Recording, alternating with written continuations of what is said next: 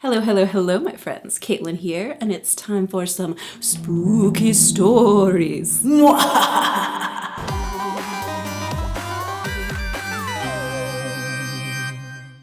This week's video comes from a subscriber question, and Danielle asks, do you have any spooky experiences with the supernatural? And I thought it was the perfect kind of question to answer during spooky season on my channel. So let's get to it. In the late summer of 2017, my ex and I went on vacation in rural northwestern Virginia, where we were staying in a yurt on someone's farm that I found on AirBnB. This is how horror movies usually start. What were you thinking? I mean, we're up in the middle of nowhere, we're on this beautiful farm on the side of a mountain, there's little to no light at night so you can see the stars. Girl, you're definitely in a horror movie now. Then, on Thursday night, we make the mistake of watching a scary movie. Now, my ex had spent the week trying to convince me to watch Seven with him.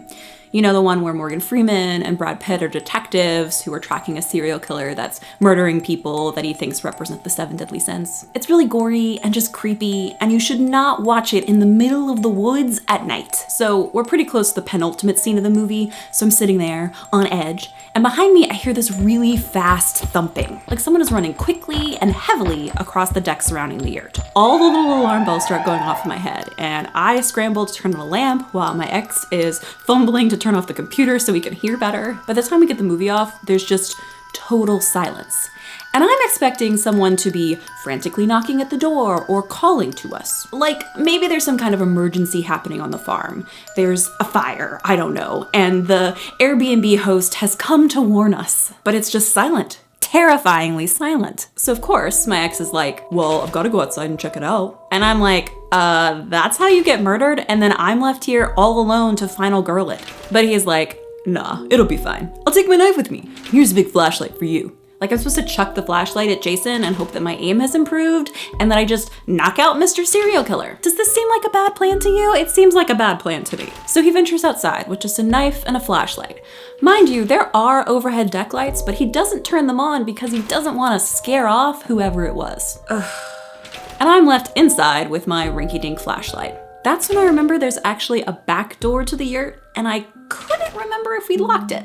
All the worst case scenarios of the murderer was waiting for him to leave so that he could sneak in the back door and murder me start going through my head. So I run really fast and check the back door. It was unlocked. And then I realized that I left the front door unlocked and unguarded, so Mr. Murderer could take out my ex and then easily come in the front door and get me. Therefore, I run back to the front and start turning on lights and checking in any kind of dark corners and hiding places. And that's when I realized that my ex has been out there for a long time and I haven't heard anything from him. Have I mentioned that we're up in the middle of the mountains in a place that doesn't even get cell reception, so I can't even call 911? Finally, the door opens, and I about jump out of my skin because I have thoroughly creeped myself out, but fortunately, it's just my ex. Fortunate, And he says that he can't find anyone, but that the yurt is built up off the ground on this deck, so someone could hypothetically crawl under it and wait us out. So that's when we both end up on the ground with our ears to the floor, straining to hear someone possibly hiding out below deck.